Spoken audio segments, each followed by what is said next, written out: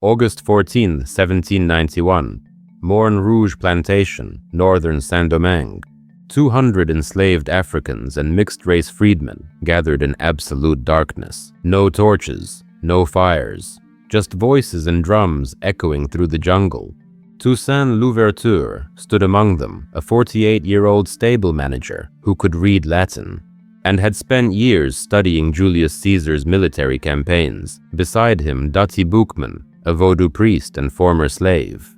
Jean-François Papillon, Georges Biassou, men who had spent their entire lives being told they were property. Men who were about to prove the world catastrophically wrong. The French governor had just rejected their demands. All they asked for was 1 extra day off per week and an end to the whip. That's it. 1 day.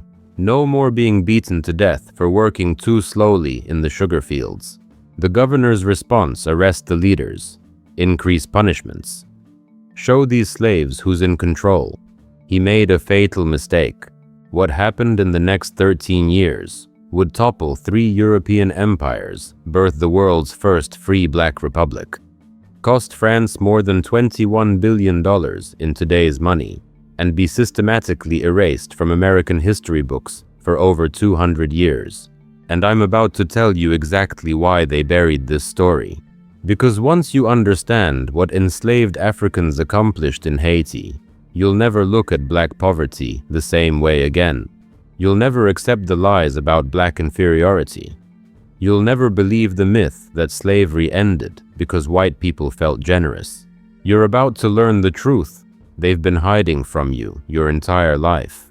After this video, you'll understand why Haiti, once the richest colony in the entire world, became labeled the poorest country in the Western Hemisphere.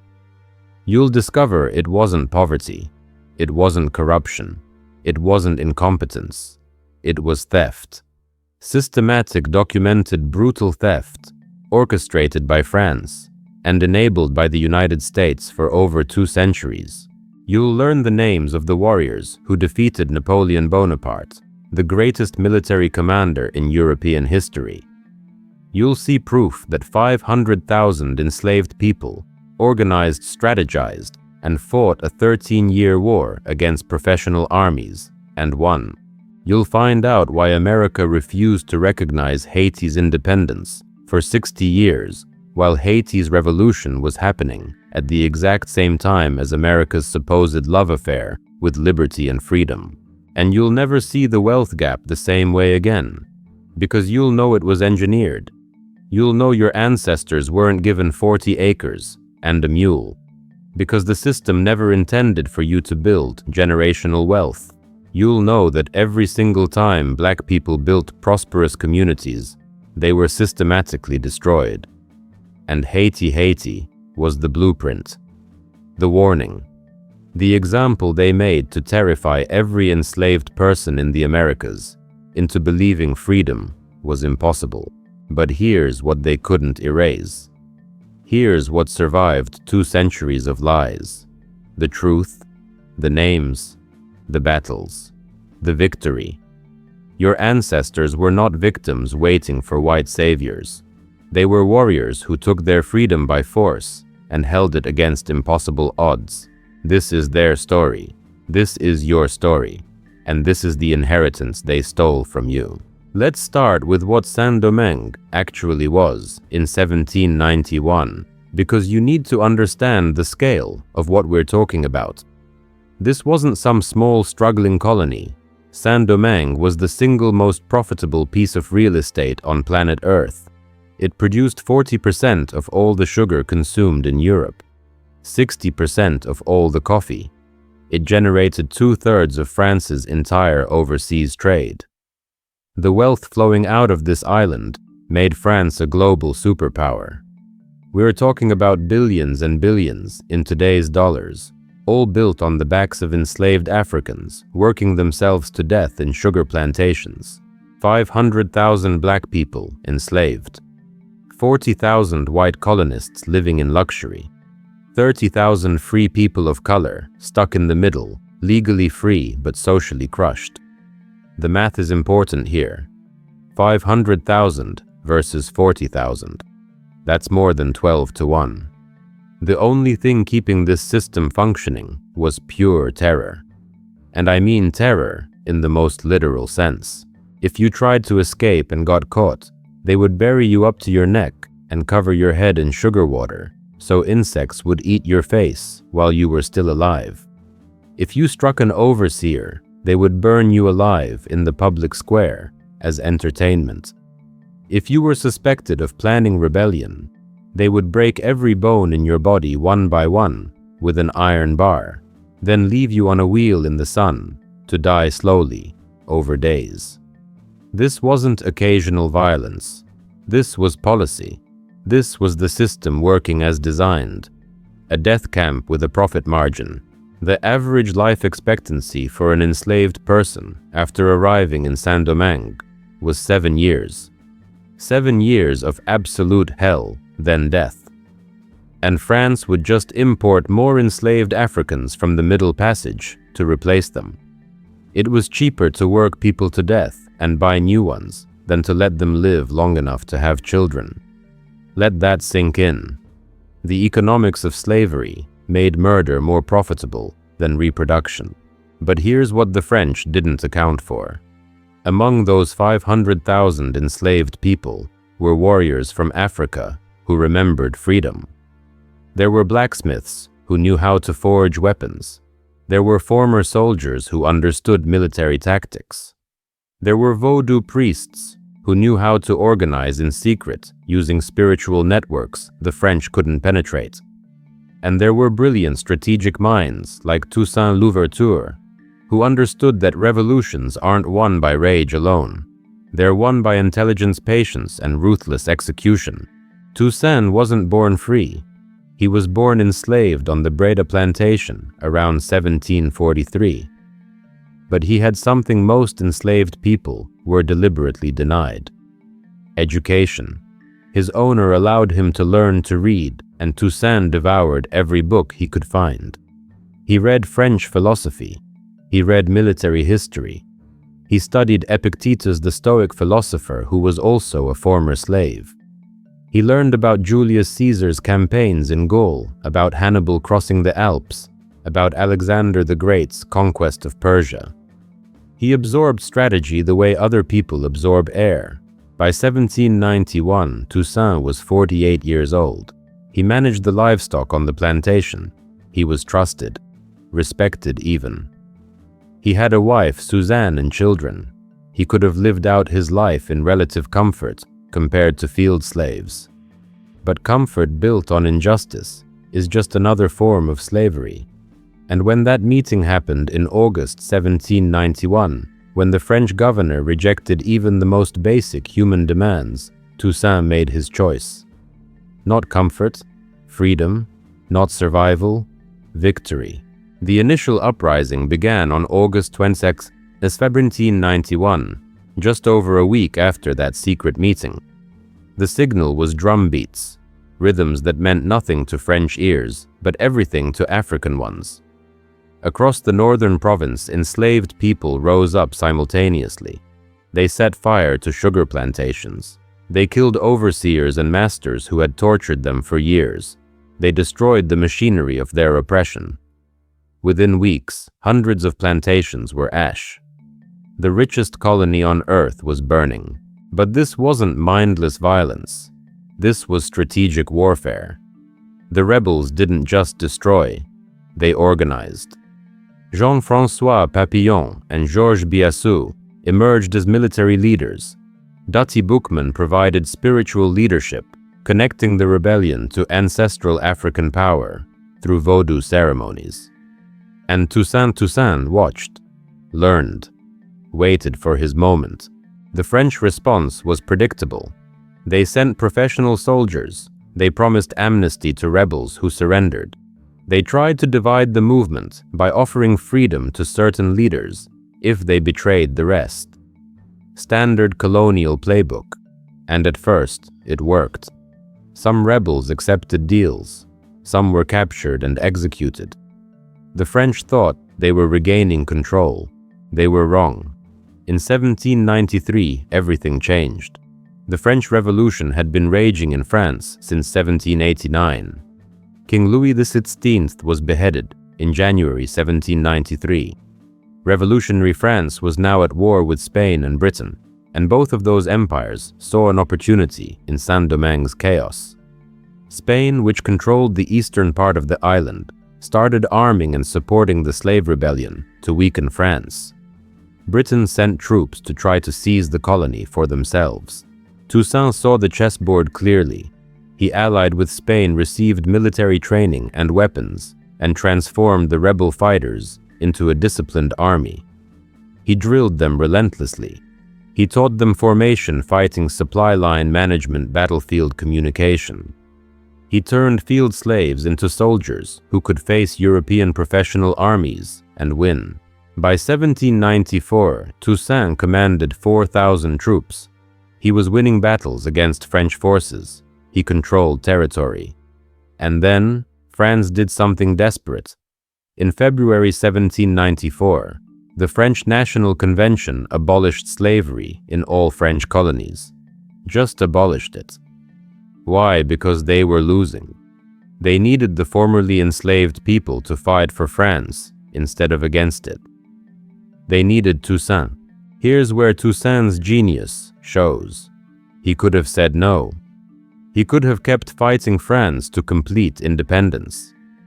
But he understood something crucial.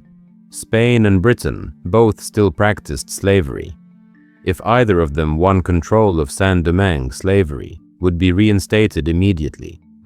France had just abolished slavery, even if only out of desperation.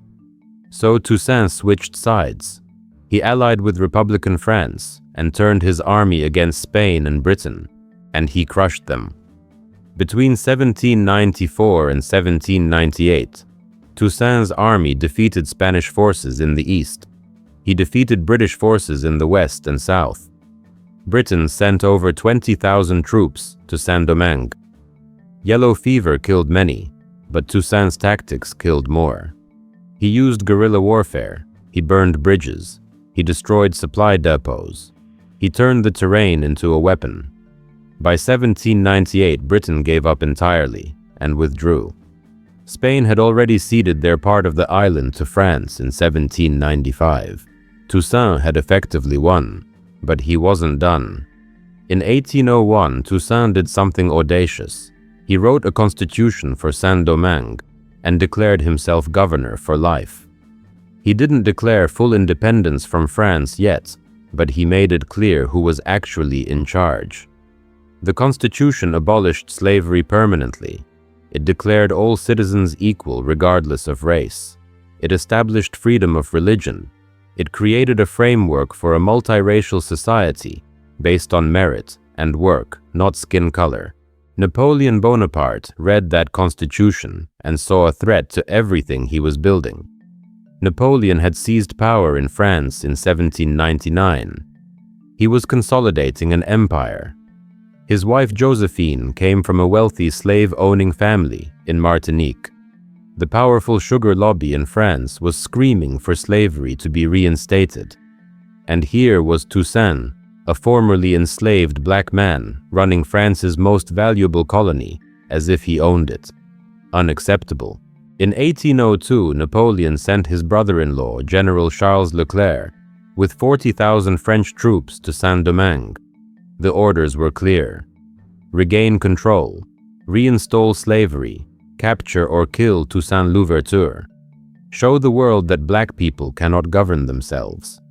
Make an example so brutal that no other enslaved population would ever dare to rebel. The French came with overwhelming force, modern weapons, naval support. Professional soldiers who had conquered most of Europe under Napoleon's banner.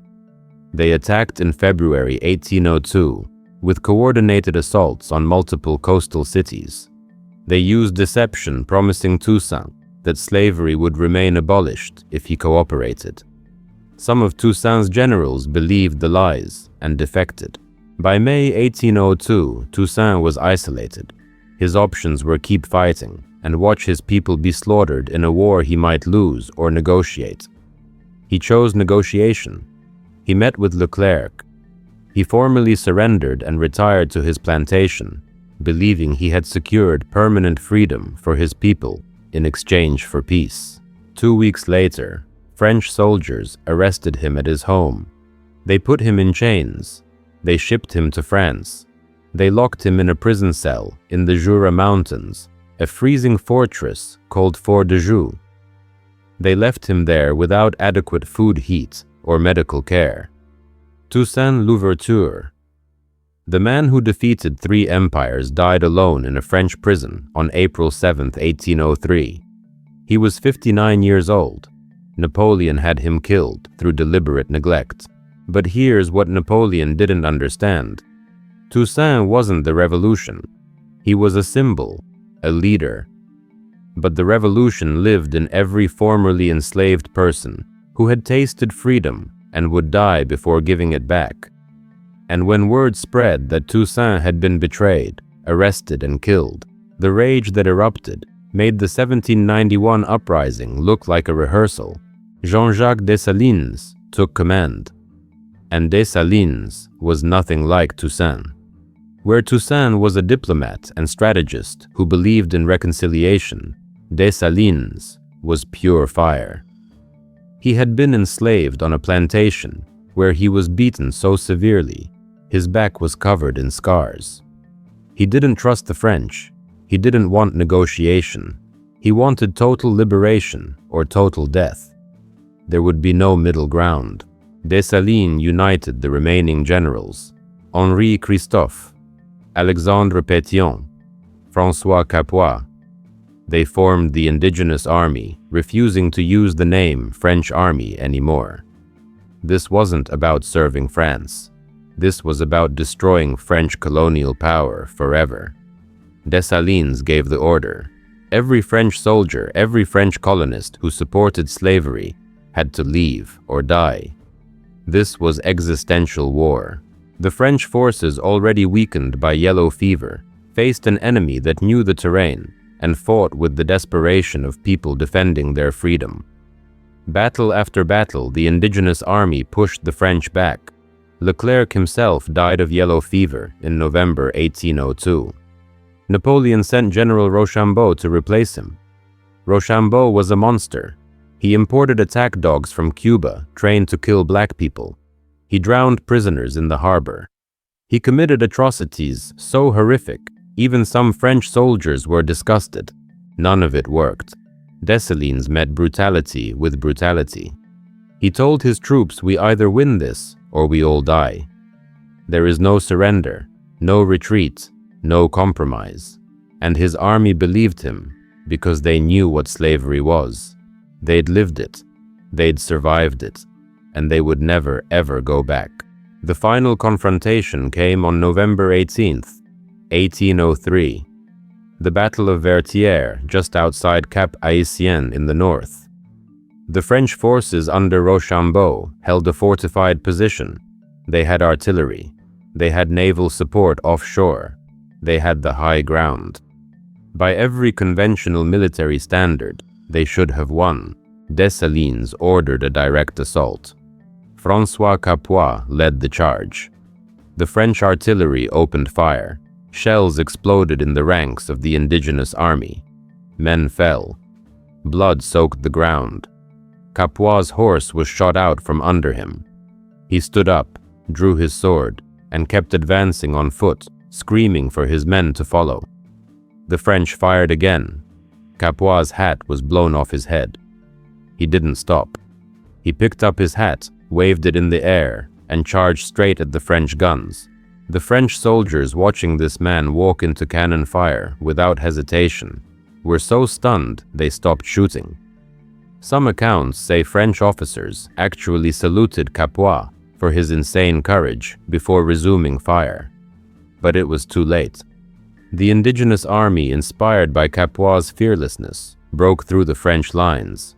Hand-to-hand combat, bayonets, swords, desperation against discipline, and desperation won. The French were routed. Rochambeau retreated to Cap Haïtien and realized the war was over. He had lost. Napoleon's 40,000-man army had been destroyed by formerly enslaved people who refused to quit. On November 19, 1803, Rochambeau surrendered and evacuated. The French left Saint-Domingue forever. On January 1, 1804, in the city of Gonaïves, Jean-Jacques Dessalines stood before a crowd of survivors and declared independence. He renamed the nation Haiti, using the indigenous Taino name for the island. He tore the white strip out of the French tricolor flag, leaving only blue and red, symbolizing the alliance of black and mixed-race Haitians. He declared that all citizens of Haiti, regardless of color, would be considered black, uniting everyone under a shared identity of liberation. 36 generals signed the Declaration of Independence alongside Dessalines. They swore an oath: forever renounce France, never live under French domination, fight to the death to preserve independence, pass this freedom to future generations, or die trying. Haiti became the first free black republic in world history, the only nation ever created by a successful slave revolt. The second independent nation in the Western Hemisphere after the United States. And they did it while America still enslaved millions and wouldn't free them for another 61 years. Think about what that means. While Thomas Jefferson, a slave owner, was president of the United States, 500,000 enslaved Africans in Haiti defeated the most powerful military force in Europe and freed themselves. While America's founding fathers were writing about liberty and freedom, they were watching Haiti prove that black people could govern themselves, build nations, defeat empires, and it terrified them. Because if enslaved people in Haiti could do this, what would stop enslaved people in Virginia from doing the same? What would stop enslaved people in South Carolina, Georgia, Louisiana from rising up and demanding freedom by force? Haiti was proof that the entire system of slavery was vulnerable, that white supremacy was a lie, that black people were not inferior, not helpless, not content with bondage. So America made a choice: bury it, erase it, pretend it didn't happen, refuse to acknowledge Haiti's independence, economically strangle the new nation, send a message to every enslaved person in America: don't get any ideas. Haiti's victory will not be your inspiration. We will make sure you never even hear about it. But that strategy required more than just silence. It required active suppression. And France had a different plan. If they couldn't defeat Haiti militarily, they would destroy it economically. They would make Haiti pay for the crime of winning freedom. And what they did next was one of the most evil financial schemes in human history. This is where the pattern becomes crystal clear. This is where you see that Haiti's poverty was not organic. It was manufactured, intentional, a punishment designed to make sure no other enslaved population would ever dare to be free. But before I show you exactly how France pulled this off, you need to understand that Haiti wasn't alone. This playbook, this strategy of destroying black prosperity, would be used over and over again for the next 2 centuries, in America, in Africa. Everywhere black people tried to build wealth. The tactics changed, but the goal stayed the same. Keep black people poor, keep them powerless, erase their victories from history so they never know what they're capable of. And it's still happening today. Right now. The same patterns, the same theft, just dressed up in different language. But I'm getting ahead of myself. Let's go back to 1825. Let's talk about how France stole $21 billion from Haiti, and why you've never heard about it until now. In 1825, 21 years after Haiti won independence, France sent warships to Port-au-Prince. King Charles II delivered an ultimatum: pay us 150 million francs, or we will invade and re-enslave you. Pay us for the slave owners' lost property. Pay us for the plantations you burned. Pay us for daring to be free. Or we will take your freedom back by force. Haiti had a choice. Fight another war against France, this time without Toussaint, without Dessalines, who had been assassinated in 1806, against a France that was no longer distracted by European wars. Risk losing everything, or pay the ransom. They paid. But here's the evil genius of what France did. 150 million francs in 1825 was more than Haiti's entire annual revenue. It was more money than Haiti had. So how could they pay France had that figured out too? French banks would loan Haiti the money to make the first payment. Haiti would go into debt to pay the extortion. And then they would owe both the original amount to France and interest on the loans to French banks. Double debt. Debt on top of debt. A financial trap designed to guarantee Haiti could never escape poverty. Every single franc that Haiti earned would go to paying France. No money for schools, no money for hospitals, no money for roads or infrastructure or economic development. Just decades of payments to the country that had enslaved them to compensate slave owners for losing their human property. Let me say that again slower, because the absurdity needs to sink in. France charged Haiti reparations for freeing itself from slavery. Imagine if Britain had charged America $20 trillion for winning the Revolutionary War, and America actually paid it. That's what France did to Haiti, and the world said nothing. America said nothing. Britain said nothing. Every European power that preached about civilization and progress watched France extort a newly free black nation and did absolutely nothing. Haiti made payments from 1825 to 1883. 58 years. Multiple generations of Haitians born free spent their entire lives paying for their ancestors' freedom. The amount was renegotiated down to 60 million francs in 1838, but with interest and fees, Haiti ended up paying far more. Modern economists estimate that in today's dollars, Haiti paid over $21 billion to France. $21 billion stolen, not lost in bad investments, not squandered by corrupt leaders. Stolen. Taken at gunpoint by a European power that lost a war and demanded payment anyway. And every American textbook that mentions Haiti, if they mention Haiti at all, talks about poverty and political instability and dysfunction. They never mention the $21 billion theft. They never mention that France bled Haiti dry for 60 years as punishment for being free. They never connect the dots between that extortion and Haiti's current economic situation, because if they did, you'd understand that Haiti didn't fail. Haiti was sabotaged, deliberately, systematically, with the full knowledge and cooperation of every Western power, including the United States.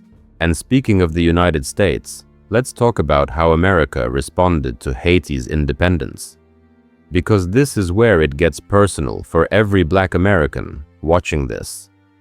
This is where you see that your ancestors' enslavement was maintained, partly because America was terrified of what happened in Haiti. Your poverty today, the wealth gap, the lack of generational wealth in Black families, all of it traces back to decisions made in response to Haiti's revolution.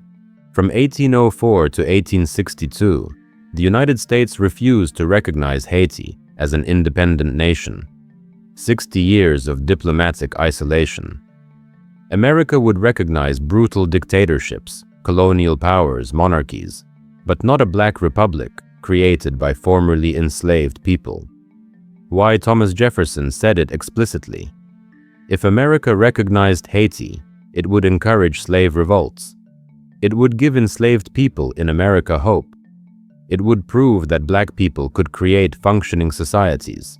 Can't have that. So America embargoed Haiti. No trade, no diplomatic relations. Treated Haiti like it didn't exist. Meanwhile, America's economy was booming because of slavery. cotton production exploding in the South, all picked by enslaved people, wealth being generated by stolen labor, and the last thing plantation owners wanted was their slaves hearing about Haiti and getting ideas. But the fear of Haiti's influence went deeper. After the Haitian Revolution, slave codes in America became more brutal. Laws restricting enslaved people's movement, their ability to gather, their access to education, all tightened. Why? Because of Haiti. Because white Americans knew that if enslaved people organized like Haitians did, the entire Southern economy would collapse. The paranoia was so intense that merely speaking positively about Haiti could get you arrested in some Southern states. Even after the Civil War ended slavery in America in 1865, even after Haiti had been independent for 60 years, America still treated Haiti with contempt. When the US finally recognized Haiti in 1862, it was only because the Civil War was raging, and Lincoln needed to appear anti-slavery to keep European powers from supporting the Confederacy. It wasn't out of respect, it was political convenience. And then in 1915, the United States invaded Haiti, occupied it, controlled it for 19 years until 1934. The official reason was protecting American business interests and maintaining stability. The real reason was control. American banks had taken over Haiti's debt to France and wanted to make sure they got paid. American corporations wanted access to Haitian land and resources, and American politicians wanted to ensure Haiti never became a successful black-led nation that could inspire black Americans. During the occupation, US Marines forced Haitians to work building roads under a system called the corvée, forced labor. If you refused, you were beaten or imprisoned. Thousands of Haitians were killed resisting the occupation. The US rewrote Haiti's constitution to allow foreigners to own land, which had been prohibited since 1804, specifically to prevent recolonization. American companies seized control of Haiti's railroads, banks, and customs houses. For 19 years, Haiti was not a sovereign nation. It was an occupied territory run by the United States. And when the US finally left in 1934, they left behind a devastated economy, a weakened government, and a legacy of intervention that would continue for the rest of the century. Every time Haiti tried to elect a leader who prioritized Haitian interests over American corporate interests, that leader was undermined, overthrown, or assassinated with US involvement. The pattern is undeniable. France bled Haiti economically for 60 years. America isolated Haiti diplomatically for 60 years. America occupied Haiti militarily for 19 years. And then both countries, along with international financial institutions they controlled, spent the 20th century ensuring Haiti remained poor, dependent, and unable to threaten the narrative that black people need white guidance to succeed. This wasn't incompetence. This wasn't bad luck. This was policy. Deliberate, sustained policy designed to destroy the one example of black people freeing themselves and building a nation. Because if Haiti succeeded, it would prove that white supremacy was a lie. It would prove that colonialism wasn't necessary. It would prove that black people could thrive without white control. And the entire global economic system built on exploiting black and brown people would be called into question. So they made sure Haiti failed. They rigged the game. And then they pointed at Haiti and said, "See, black people can't govern themselves. Look at Haiti. Look how poor and chaotic it is. Never mind that we stole $21 billion. Never mind that we occupied them. Never mind that we've interfered in every election and every economic decision for 2 centuries. Just look at the poverty and blame black people." And that lie, that narrative infected every textbook, every news report, every casual conversation about Haiti for generations. How many times have you heard someone say, Haiti is the poorest country in the Western Hemisphere, as if that's just a natural fact, as if there's no history behind it, as if powerful nations didn't deliberately engineer that poverty. But here's the thing they couldn't erase, no matter how hard they tried. Here's what survived 2 centuries of propaganda and lies. The fact that it happened. The fact that 500,000 enslaved Africans defeated France, defeated Britain, defeated Spain, and won their freedom. The fact that Jean-Jacques Dessalines stood in Gonaives on January 1st, 1804, and declared a free black nation into existence. The fact that François Capois charged French cannons on foot and lived. The fact that Toussaint Louverture studied military strategy while enslaved and used it to outmaneuver European generals. Those facts are real. Those names are real. That victory is real. And no amount of economic warfare or historical erasure can change what actually happened. They can hide it from textbooks. They can bury it under narratives of poverty and dysfunction. But they can't make it not have happened. And once you really understand what your ancestors did in Haiti, everything changes. Now let's talk about how they tried to erase this from history. Because the suppression of Haiti's revolution wasn't accidental. It was strategic. It was organized. And it followed a specific playbook that was used over and over again whenever black people achieved something that contradicted white supremacy. Understanding how they buried Haiti's story is the key to understanding how they've buried hundreds of other stories. How they erased Tulsa, how they erased Rosewood, how they erased Wilmington, how they erased every single example of black excellence and black resistance that would make you question everything you've been taught. The historian Michel Rolph Trouillot identified 2 specific strategies used to suppress the Haitian Revolution in historical memory. He called them the formula of erasure and the formula of banality. The formula of erasure is simple. Just don't mention it. Leave it out of textbooks entirely. Pretend it didn't happen. When students learn about the Age of Revolutions, teach them about the American Revolution in 1776 and the French Revolution in 1789. Skip right over the Haitian Revolution from 1791 to 1804. Act like it's not important enough to include. And that's exactly what happened in American education for nearly 2 centuries. Most history textbooks used in American schools from the 1800s through the 1990s either completely ignored the Haitian Revolution or gave it 1 or 2 sentences. 1 or 2 sentences for the only successful slave revolt in human history. 1 or 2 sentences for the creation of the first Black Republic. Meanwhile, 20 pages on the American Revolution, 15 pages on the French Revolution. The message was clear. White people's revolutions matter. Black people's revolutions don't. The formula of banality is more subtle. When you can't completely ignore something, you mention it, but strip away all context and significance.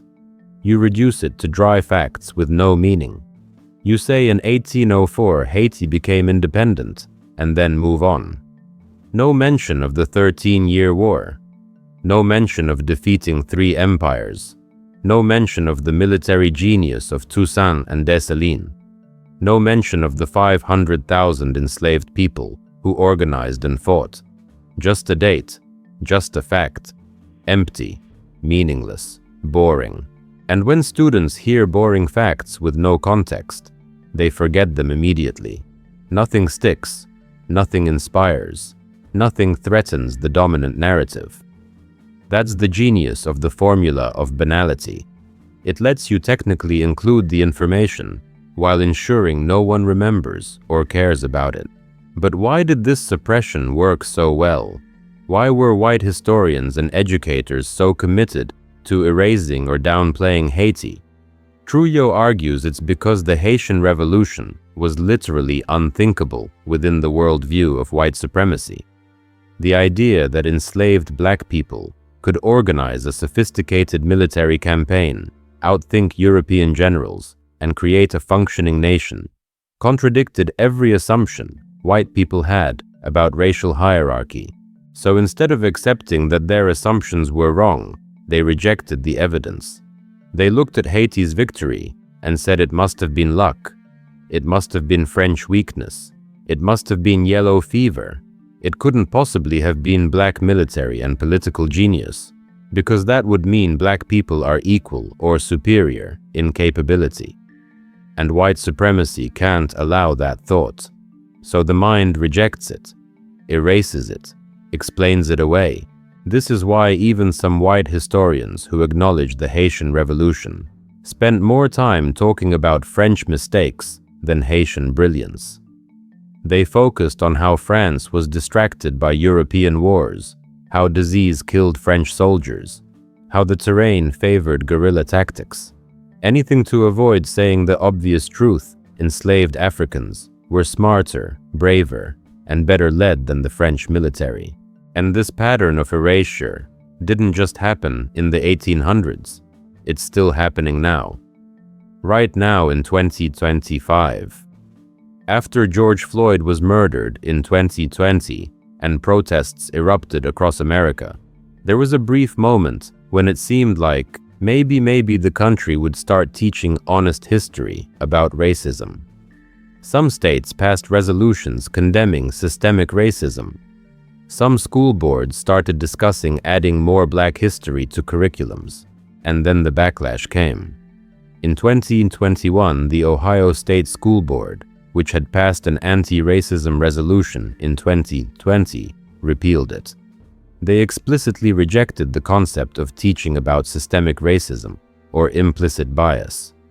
Multiple states passed laws banning what they called critical race theory, which in practice meant banning any curriculum that honestly examines racism's role in American history. What does that have to do with Haiti everything? Because teaching about Haiti's revolution requires teaching about slavery's brutality. It requires teaching about white supremacy as an ideology used to justify exploitation. It requires teaching that Black people resisted and won.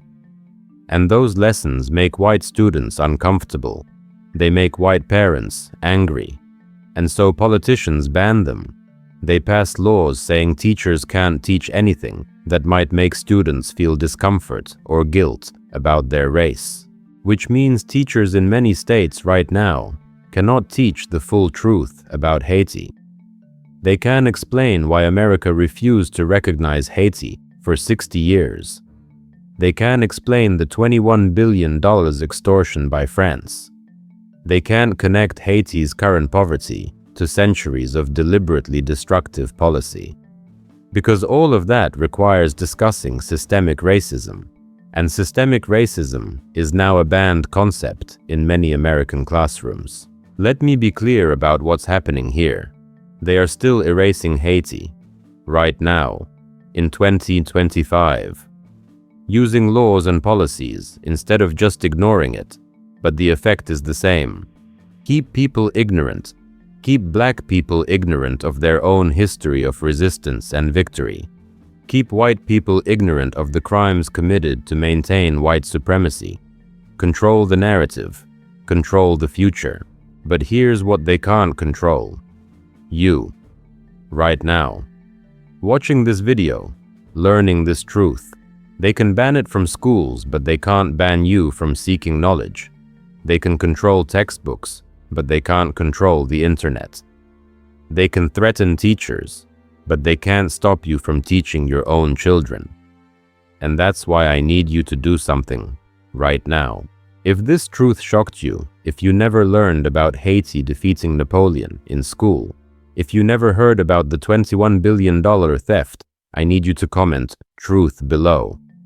I need to know how many of you were kept in the dark about this, because every comment is proof. Proof that the erasure worked. Proof that they successfully hid your history from you. And proof that you're waking up now. Hit that like button if you're tired of the lies, tired of the sanitized history. Tired of being told that slavery ended because Lincoln was a good guy and black people should be grateful. Share this video with someone who needs to know. Your family, your friends, your church, your co-workers. Because they're counting on you watching this and doing nothing. They're counting on this truth dying with you. But if you share it, if you spread it, their power breaks. Every person who knows the truth is one more person they can't lie to anymore. Do that right now. Comment, like, share, then come back, because we're not done. Now that you understand what happened to Haiti, now that you see the pattern of erasure, I'm going to show you how this connects to your life today. How the same playbook used to destroy Haiti is being used to keep Black Americans poor. How the wealth gap isn't an accident. How reparations aren't a radical idea, they're a historical precedent. And how Haiti's warriors live on in you right now, waiting for you to remember who you are. Let's connect the dots. Let's talk about why this matters now. Because Haiti's story isn't ancient history locked in the past. It's a blueprint. It's a pattern. And once you see the pattern, you'll recognize it everywhere.